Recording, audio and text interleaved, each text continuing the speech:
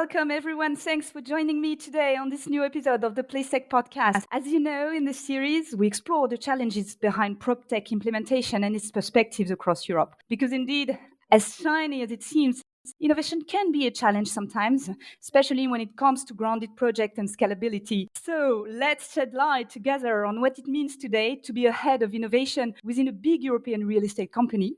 And to do so, I'm joined today by Antoine Geoffroy. Hi, Antoine.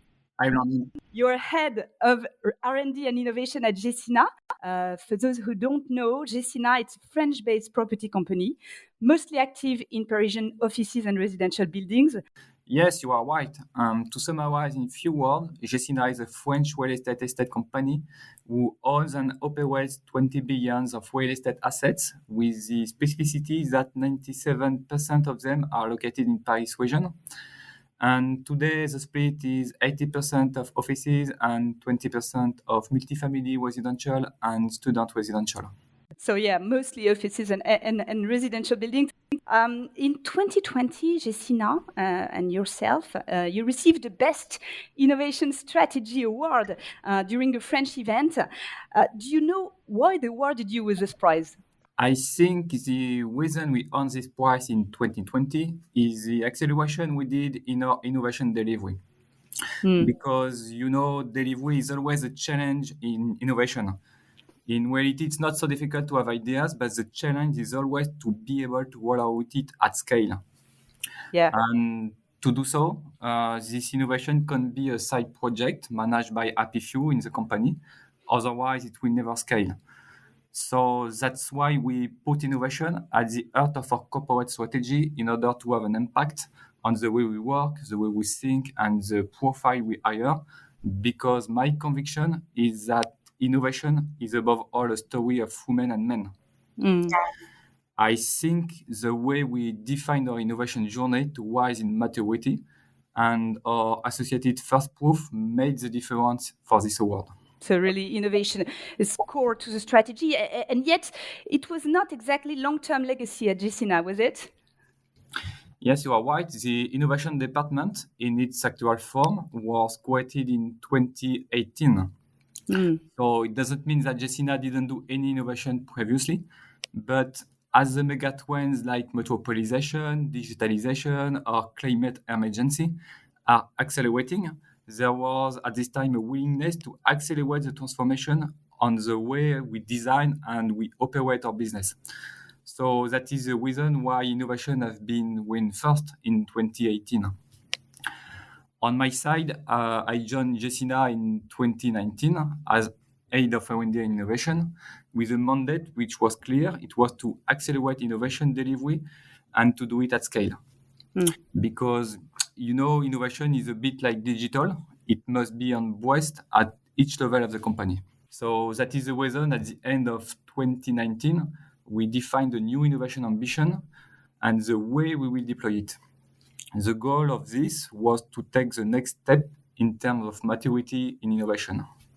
End of 2019, so it was very quick. Why such a rush? Yes, it was quick, but we can ask the question in the other way. Why doing it slower? When you succeed to have the right executive sponsorship, there is no reason to wait to define the strategy and the operating model to deliver it.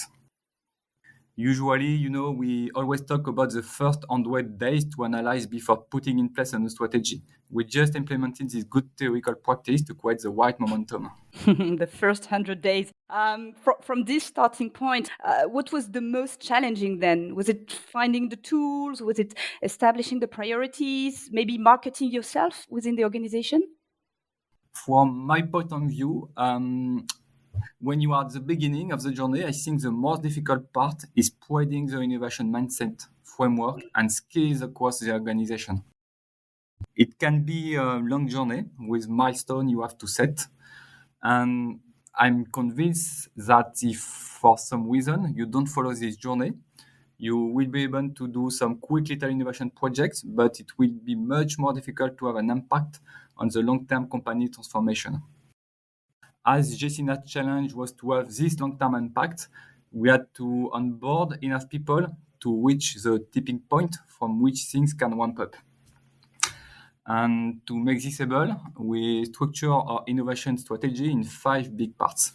Well, five parts. Okay, maybe we can go through each of them. Yes, of course. The first part is about the innovation strategy. This is the starting point because without a clear innovation shared definition, a formalized ambition, and an adequate operating model, you can be sure that innovation execution will not be so consistent and will not provide so much value. So that is why we formalize our innovation ambition and the associated operating model. By this, I mean the thematic we want to work on, the role of the central innovation team, the role of other departments in innovation, the role of innovation ambassadors we put in place in every department, the governance of innovation, and so on. The second part we structured is the innovation ecosystem. So we built a multi-channel open innovation ecosystem with investment and involvement in PropTech venture capital, startups, incubator and accelerators, schools, and we also built an European think tank with 6 other real estate companies. So a strategy first, an ecosystem secondly, and what comes next? Next to this, 2 first parts, we structure the acculturation part. This is a very important part to make innovation something mainstream everywhere in the company. We have to help teams to understand the trends and upskill on innovation. So for this, we organize a lot of acculturation activities like learning expedition. For example, we went to CES. We also do some internal TED Talks on different topics. We can also do some specific trainings. For example, the last one were about artificial intelligence and blockchain and so on. There is a lot of way to do this acculturation. And then the first part we structure is our innovation process. This is something very important because the value of innovation is in our capacity to deliver ideas in the right way. The objective of the process is to have very clear steps with clear objectives to go from ideas to rolling out through our buildings portfolio. And the last one? And the last one, the fifth part, is about R&D and perspective. And to make it short, in this part, we are looking at for less mature trends to anticipate and to be at the forefront on some very selected topics. Yeah, and we will get back to this at the end of this interview, prospective R&D. So 5-step strategy, ecosystem acculturation process, and prospective. That's a very structured framework. Is it because you also came from the innovation world? You didn't come from the real estate field, right? You came from the telecom one. What were the differences on innovation that you observed between those two sectors, and maybe the frameworks that you brought from this sector to real estate? Yes, previously I worked 10 years as consultant for IBM and then Accenture, where I work on transformation for retail, bank, and public sector customers.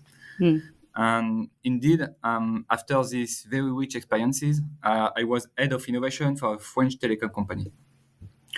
And telecom industry is quite specific industry because it is a saturated market with a lot of competition, especially in France, where you have 4 players with one of the lowest priced in the world. So since many years, innovation is a question of survival in this industry, which is a very, very technology-driven industry. Real estate is a bit different because if you look at all the benchmarks, real estate and construction are since years the last industries in terms of maturity about the use of technology. I think there is historically a mindset gap between real estate and more technological industries. And as innovation is a true area of expertise, it can't be improvised. So that's why I think it's a very good idea to look at skills in more mature industry to build your own innovation capability. And in addition, I'm convinced that the different way of thinking of someone from another industry is something really interesting for this type of position. Yeah, definitely real estate maturity is growing. And in those years of change, a big priority was set around sustainability innovation. This is the case at Gecina also. Why are the two big transformations, which are tech and green transformations, united under the same umbrella at Gecina? Yes, you are right. Gecina Innovation and CSR team department were grouped in the same team, and it is managed by a dedicated executive member. And this shows translates the fact that innovation and CSR are something considered as top priorities in Gecina strategy. And just to make it very concrete and to illustrate, I will take one of these ambitious goals where innovation can contribute. More than 1 year ago, we announced our goal to reach the carbon neutrality in operation in 2030. So even if we already reduced by more than 60% our carbon footprint in operation in last 13 years, to reach this new ambitious goal, the point is not just to do faster what we already did these years, it's also to do it in a different manner. So that is where innovation can contribute. So we put in place some innovative approaches to incentive every employee. For example, we put in place an internal carbon tax. It means that today each business unit at Gecina is taxed at 100 euros for every ton of carbon. And this collected tax is then used to finance totally or partially innovative projects to decarbonize faster our portfolio. And this system allows us to be in a virtuous circle because it incentives the teams to decarbonize quicker our portfolio, and it also allows to make innovation financing easier to help to decarbonize. So that is an example of an internal innovation we put in place to make it easier to reach the goal. So that's internal initiatives, but do you have also innovations coming from the external parts of Gecina? Of course. In addition to this internal initiative, we launched a big sourcing of innovative solutions to feed our pipeline of solutions which can contribute to this carbon neutrality. And after a first call of applications to our innovation ecosystem, we had more than 100 of applications. Wow. And all these solutions go through assessments with experts, pitch sessions with operational, and the kind of matching process with our buildings portfolio. And after this qualification, we have around 10 innovative solutions in process for experimentation. To make it very concrete, I will give you some examples. For example, we selected a solution for hot water regulation based on artificial intelligence. And the objective is to have a better match between user demand and water heating. And the point is to avoid unnecessary overconsumption with no need, which can represent up to 30% of the energy consumed for hot water. We also qualified, for example, artificial intelligence solution, which is able to provide a better HVAC regulation for some buildings with the same or even higher level of comfort for users. We also have some special painting, which can regulate temperature by cooling in summer and restitute heat in winter with impressive performances. We will also probably experiment hydrogen injection into our gas boilers. So as you can see, it can be very various innovative answers for this specific goal. Yeah, the great diversity of solutions. This is not finished because all this process conclude with a full dedicated day event at Gecina with all the employees, where all the selected companies had stands, and we also organize some internal and external feedbacks on impressive projects. As this first edition was really a success, we are now launching the second one to constitute the second batch of selected solutions. And as you can see with this example, before rushing into innovation or technology, I'm really convinced we need to define the reason for doing so and have the right investment strategy on it, because innovation is really a matter of luck. Yeah, a very ambitious plan and roadmap indeed. Antoine, there's a trend at the moment saying we need less tech, less hardware to prioritize on raw materials, reuse, architecture. How do you stand on this? Is there really a choice to make? You are right, but it's not black or white. Mm. Because technology can be an answer, but as you mentioned, it can also be part of the problem, especially for CSR.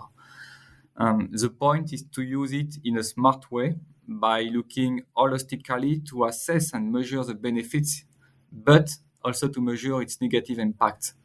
And the trap is to only look at the first part of this equation. Mm. That is the reason we joined the Smart Building Alliance Association, which regroups more than 500 leaders of our industry. And this association has several commissions with the objective to define future very advanced digital standard for industry. And as we have very ambitious goal on carbon, we took the lead of the commission, which is called the Carbon Footprint Commission. And the purpose of this commission is precisely to define the future industry standard on how to use digital in a smart way to decarbonize the building. So, as you see, our industry is moving quite fast and cooperating to address this challenge. Yeah, hence the importance of cooperating in these topics. Now, of course, a big challenge is to put everything at scale to industrialize. What does it take to bring all those experiments from proof of concept to scale? Is it data harmonization? Is it team upskilling? Is it the choice of providers? Something else? I don't know. That's a good question. Um, in innovation, we always face uncertainties. And if we have no doubt before testing, we ask ourselves if what we are doing is really innovative. And to manage this uncertainty, there are methods like the proof of concept. Mm-hmm. And the objective of this is to remove this uncertainty before deploying. And when you are a real estate owner like Gecina, you have to manage a buildings portfolio and not a buildings collection. Yeah. So the point for us is not to do showcases in one or two buildings, which is not so complicated to do, especially when you have new buildings. The challenge is to deploy innovation at scale through a portfolio in operation where it makes sense. So after validating by a proof of concept the hypothesis, we have a step of defining a rollout strategy, which of course integrates a big part of change management. But this kind of industrialization process is something which can be quite disturbing in a world or in industry where historically every building is unique. But when we talk about technology, if we want to be efficient in the way we manage our portfolio and our thousands of users, we must be in this kind of mindset. You have no choice. So even if each building is unique, you have to have a holistic view about all this. There's a topic I'd like to explore a bit more, which is digital twin, because on Gecina's website, there's a mention of 12 buildings that are currently being tech-enabled thanks to digital twins. Can you tell us more about this? Of course. The objective of digital twin is to answer to selected use cases by collecting data in a structured way from the building and its usage. Historically, we have a lot of knowledge on our building through static data, and you can find it in the BIM, the as-built documentation, and so on. In the other way, we also collect a lot of dynamic data from thousands of IoT we deployed in order to improve our operation and investment. But the goal of the digital twin is to go further in value-added use cases by building the technological foundation to collect all this data through a unique geospatial referential. And for example, this could allow us to make easier simulation, advanced building auto-regulation based on observed and predicted usage, or more advanced predictive and smart maintenance, and so on. So in reality, our industry is at the beginning of this journey. But as you mentioned, as other competitors, we are exploring this topic to get a better understanding of the value it can generate for all the stakeholders. So it's still the beginning of the journey, but we have the feeling that data is really the core focus of this project. When we prepared for this podcast, you told me it's just the beginning of data for real estate. What did you mean? I think data management is the next big revolution for real estate. If you look at other industries and benchmarks, you can easily realize that real estate is quite behind on this transformation. And today in real estate, we mostly use data to look at the past. It is what we can call the descriptive use cases, but we are only at the beginning of predictive and prescriptive use cases. And a building through its equipment, its sensors and IT systems produce a lot of data, which today are very, very partially used. Mm. And I'm convinced that, like in other industries, this is something which could fundamentally change the way we do our job. That is a true transformation journey. And in this transformation journey, the problem is not about technology, because it's for most of them already available. The difficulty is the upscaling our industry have to do to be able to produce value thanks to this data. The upskilling and the teams. How do you prepare them to face those changes? Actually, based on the analysis of technology trends in various industries, we are seeking to define what will be the 2.0 jobs for a real estate company like Gecina. So what is an asset manager 2.0? What is a property manager 2.0? What is a facility manager 2.0? And based on this vision, we will be able to put the right skills development with the right technology to go further. And the goal of this is to augment our capabilities with technology to go further in the value created and be focused on more human value-added tasks. So new job definitions in the AI and data world. Finally, Antoine, another trend that you are currently working on is electromobility. How can a real estate company such as Gecina actually accelerate in this field? Indeed, it's a hot topic which is coming fast and which is at the intersection of building, energy management, with, for example, the concept of vehicle to grid, and new models of transportation in the city. As vehicle is becoming a connected device of the building, we are even talking sometimes about the convergence between mobility and buildings. This is something very important to anticipate for a company like Gecina, because we own more than 25,000 parking places in Paris. So we have here usage transformation in progress, which can be managed as an opportunity for Gecina. And like other topics, the infrastructure deployment is just a technical mean. This is not the question. The question is what will be the new value created and who will capture this?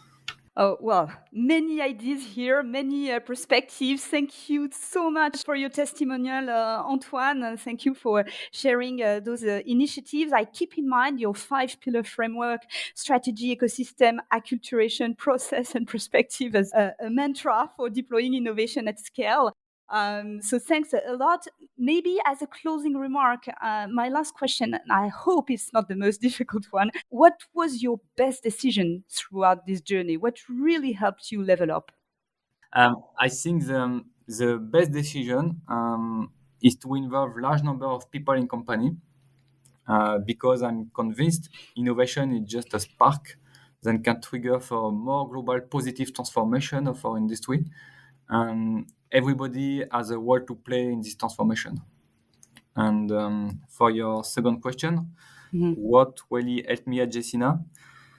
I will say having an executive committee who is fully involved in the innovation strategy and governance. I think that is key. Well, thank you very much, Antoine Geoffroy, Head of R&D and Innovation at Gecina. Thanks for sharing. And to our listeners, of course, don't hesitate to check the Gecina website. I've been Blandine Lafargue for PlaceTech. Thank you all for listening and have a great day.